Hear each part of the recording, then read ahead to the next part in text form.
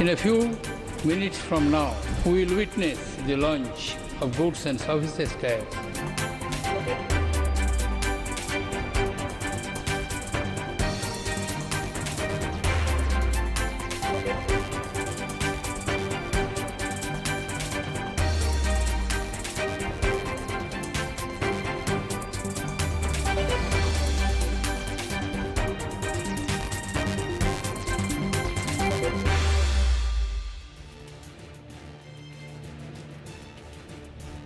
As it struck midnight and the calendar showed the date 1st July 2017, it was a new era in the world of taxation in India with the introduction of goods and services tax regime.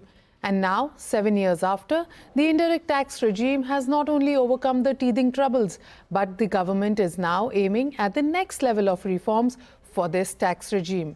In last 7 years, including the challenging period for the economy getting impacted with COVID-19, the journey of GST has moved from rate correction to revenue realization from a subdued 95,633 crore as first month collection.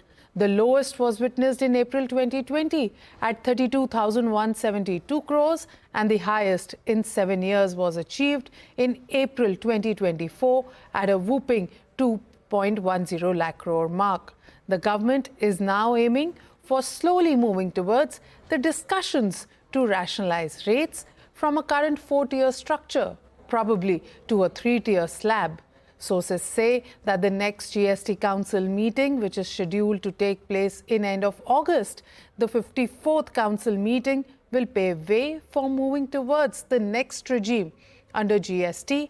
At the 53rd GST Council meet, remember, we heard Finance Minister Nirmala Sitharaman asking the group of ministers on rate rationalization to come back to the GST Council with a status update and begin discussions on how rates should move in the future. Another crucial movement under GST will be the ceasing of the compensation cess.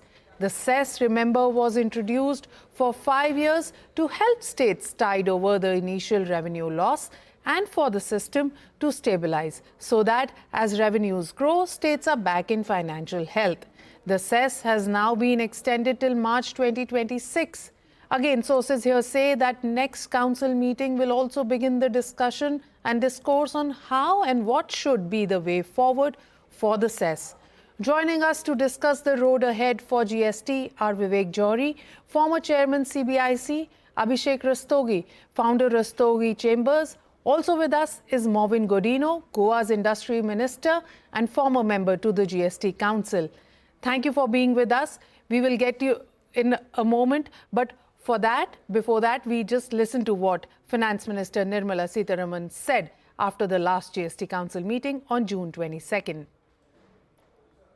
अगले बार जब we meet group of ministers, वो नया deputy chief minister जो chair है अभी, वो council को ये रिपोर्ट पेश करें कि स्टेटस क्या है अभी, कितना क्या काम हुआ है, रेशनलाइजेशन के काम में कितने आगे बढ़ चुके हैं. Starting with Vivek Johri, what according to you should be the way forward, noting the comments made by FM? Tim C, and compliments and good wishes to everyone on the 7th anniversary of GST. In my view, what FM stated was quite clear, after the conclusion of the last meeting. And she mentioned that the group of ministers would be asked to submit a status report to the council. There onwards, in my view, what will happen is that the council would actually get down to the exercise of how the rate structure should be rationalized and the compression of 4 into 3 rates should happen. The more difficult part, of course, because there are many issues that need balancing, Tim C, so it's not going to be an easy exercise. First of all, there is a consideration of revenue, because if 4 rates have to be compressed into 3, it goes without saying that some items, the rate would have to drop, and on some other items, the rate would have to go up, which means that there is a revenue implication to the exercise. That's one of the considerations. The second very important consideration would be the impact of the rate rationalization on inflation, if any. So the group of ministers would have to be mindful of the fact that there is a concern in the economy about food inflation, as we've seen from repeated alarms raised by the Reserve Bank of India and how the monetary policy has remained unchanged over a period of time. So the inflationary impact of the changes would also have to be considered. And third, of course, would be the expectations of so many different vested interests of the industry, of consumers, and so on and so forth.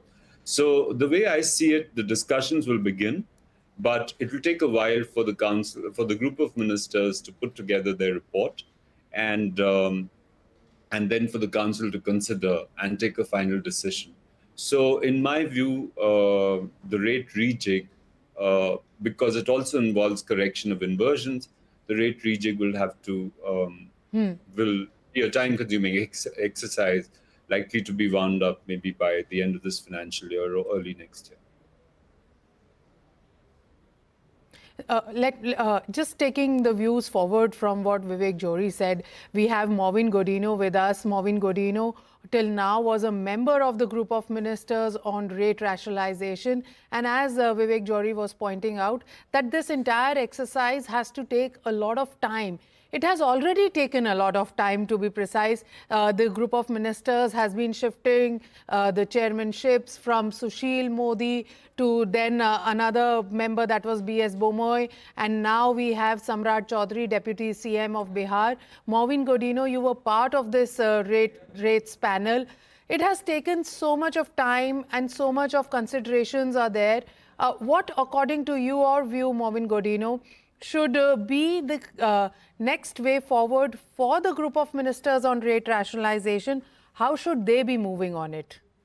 First of all, my compliments and congratulations on completing 7 long years of having one nation, one tax being implemented in such a, I should say, practical way that everybody now feels comfortable.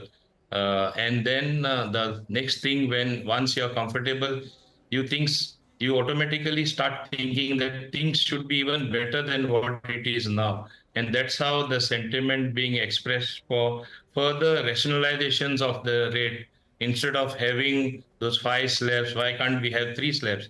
One thing I want to caution here, at one time, we cannot forget that in spite of the difficulties that were faced even during COVID time, with the compensation cess, we were able to overcome it, and that's how it has been extended to 2026.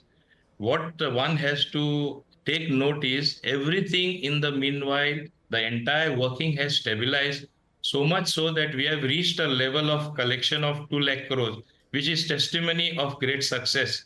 But one should not get carried away. When we think of rationalization, I think we may have to wait a wee bit so that things stabilize even further.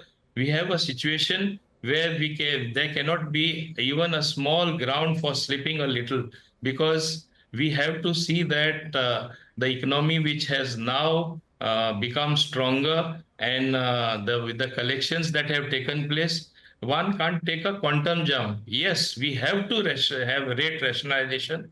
We have discussed it time and again in the group of ministers, but it is going to be no mean task. It is not an easy way forward. One has to get everything on the table and take a very rational decision, because if we try to hurry and just try to carry out that exercise because one feels so, things always do not work on the sentiment per se. One has to look at the reality. I think we may have to wait a little while we undertake the rate rationalization. Yes, compensation cess also has to end. And if compensation cess has to end, we have to also think about the sin goods being taxed with the cess being imposed. If cess ceases to be there, how much maximum can we tax the sin goods? All this will come to the fore. And this has to be decided with a very rational mind and see that it does not impact neither the finances of the center nor that of the state, and therefore it will have to be a very carefully carved out decision as far as rationalizing the rate is concerned. Yes, we can move ahead by including, for So, example, your turbine fuel, aviation fuel was supposed to be brought in the ambit of GST Council. Even that has not happened.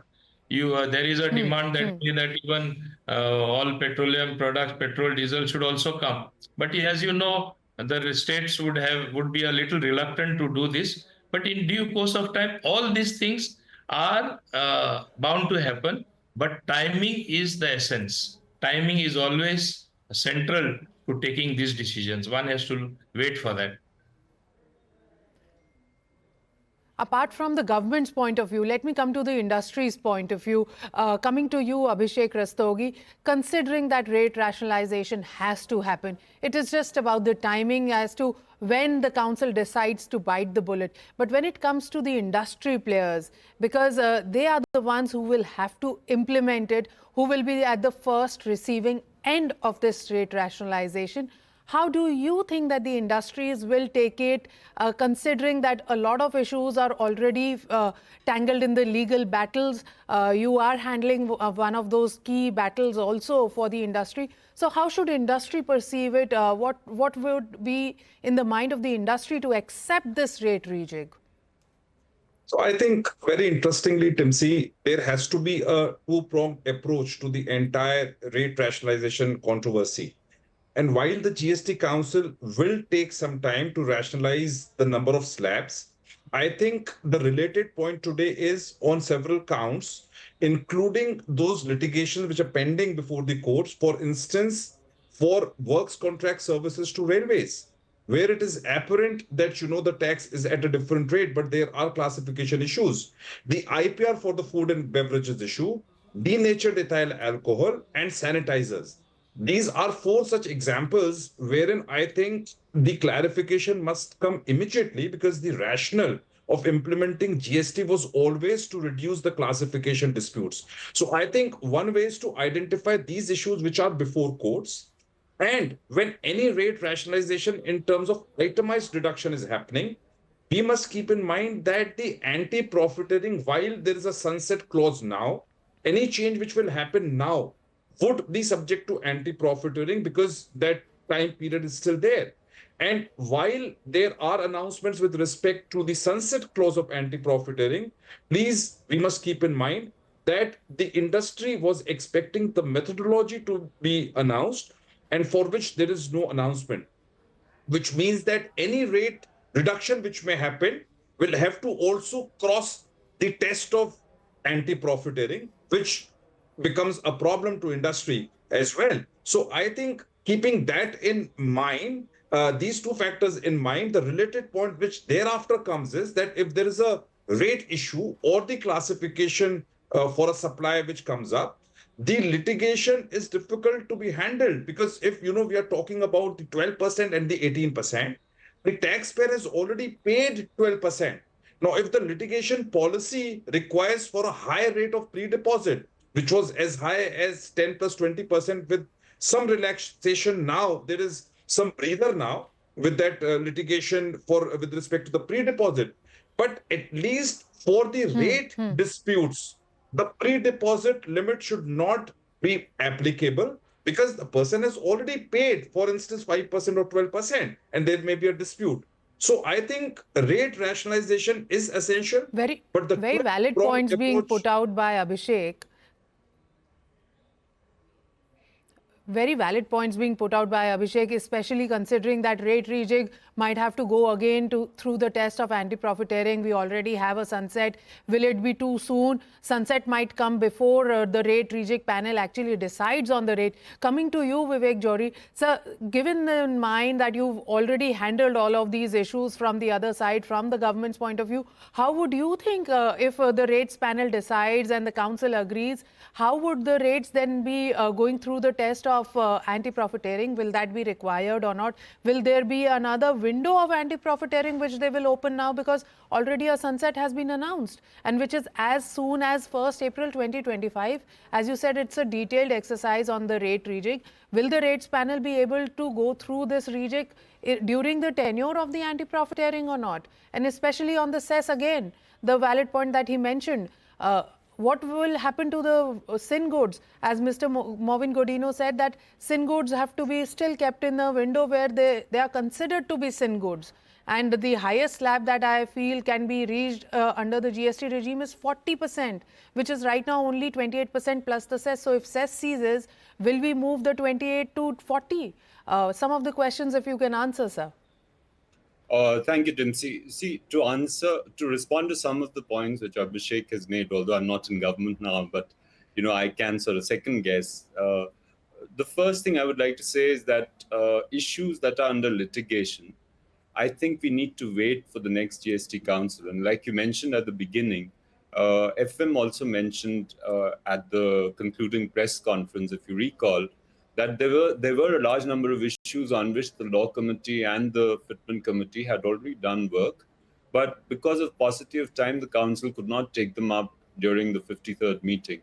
So my expectation is that many of these issues, just as in the past, at the 54th and meetings beyond that, issues that are contentious, that are before courts, and where there is a dispute between the trade and tax authorities about the appropriate rate of tax, for example, many of them would get clarified by the council. So I'm quite hopeful of that, because that is a stand which the council has been taking. And that is also, in my view, a very important means of encouraging ease of doing business in the system.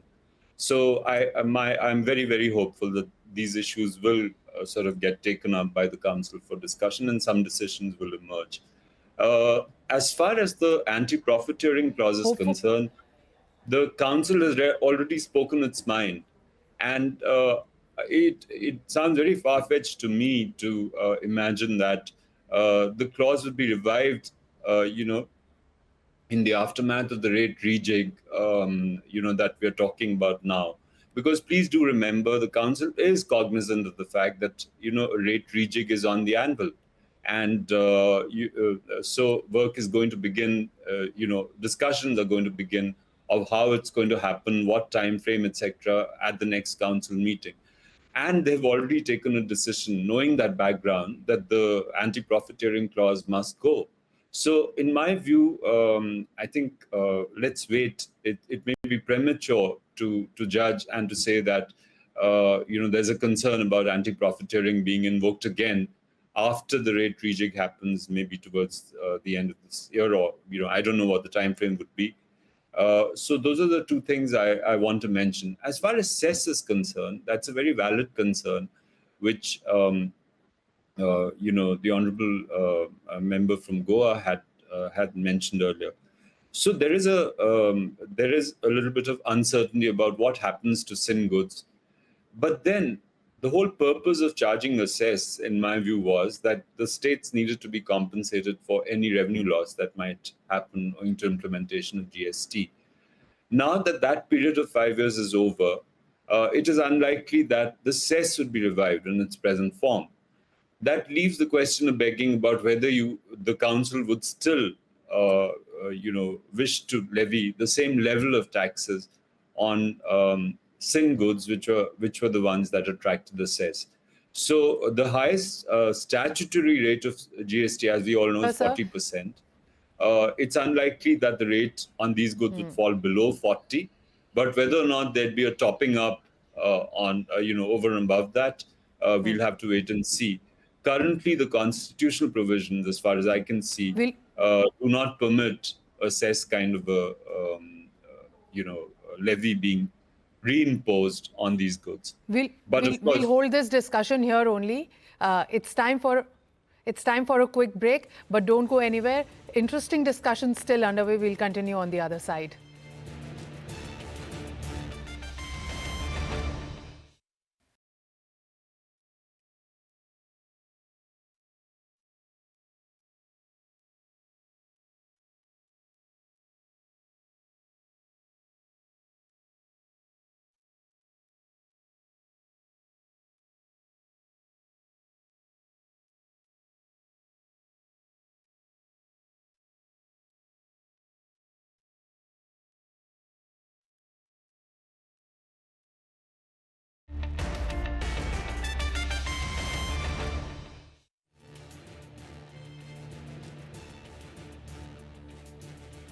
Welcome back. Still with us are Vivek Jory, former chairman CBIC, and Abhishek Rastogi, founder Rastogi Chairmans, Momin Godino, Goa's industry minister and former member of the GST Council. As we were discussing that a conscious call will have to be taken by the Council and the GOM, considering that there's a sunset clause to the anti-profiteering. It cannot be brought back. Again, cess was to cushion the states for the possible revenue loss at the launch of GST. And again, cess cannot be seen beyond the time that it has been prescribed for. It has already got an extension.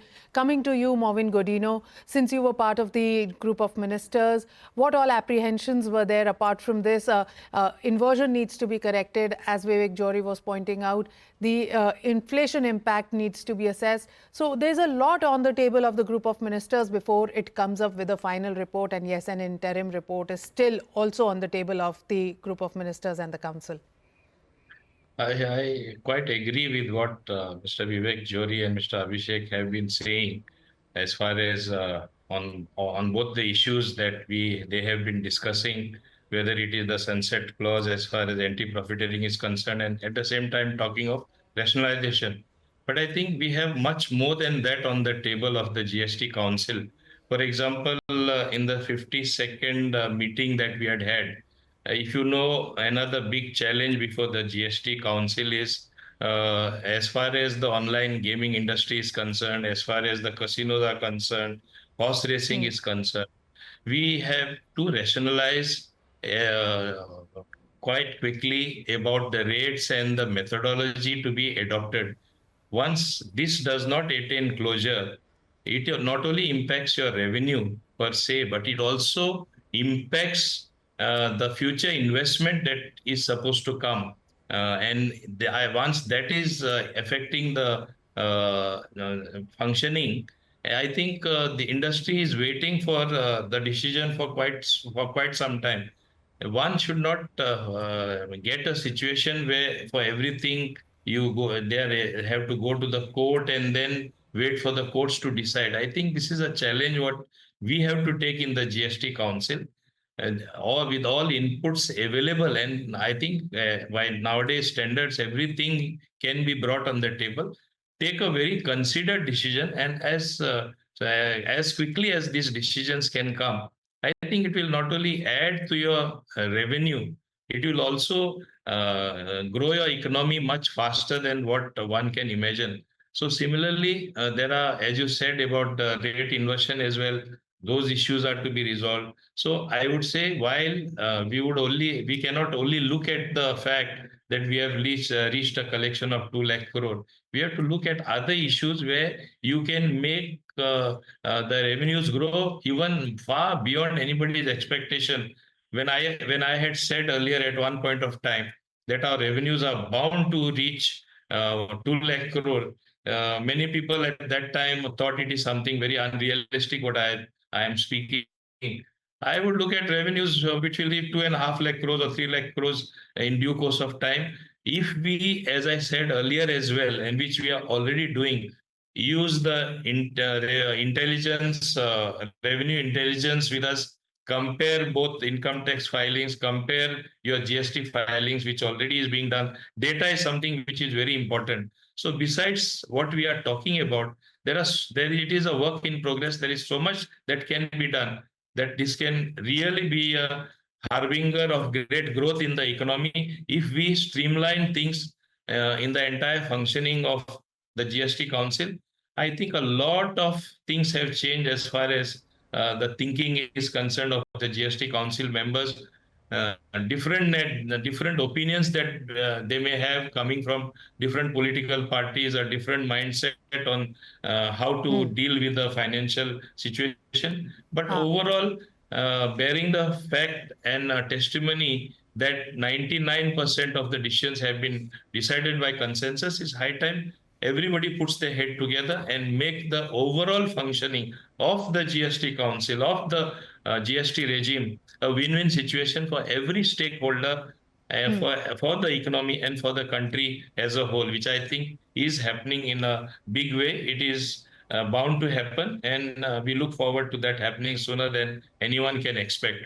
Now these problems were being raised Yeah. are So, problems so which rightly said by Minister. Rightly has been pointed out by the minister that it's high time now. The entire issues, the teething troubles, etc., have gone by. A lot has been done by the council, and the council is mature enough to take decisions within the time frame so that these decisions can actually lead to some conclusion which is meaningful, not just for the council, for the industry and for the economy. And as he said that we are already at a mark of 2 lakh crore rupees, the idea should be growing from here and reducing the tax incidence in a way that it is beneficial not for just for the system, that is the administration, but also for the taxpayers. With that, it's a wrap on this special edition of the GST Centimeter. Thank you for watching. News and updates will continue on the other side at CNBC TV 18.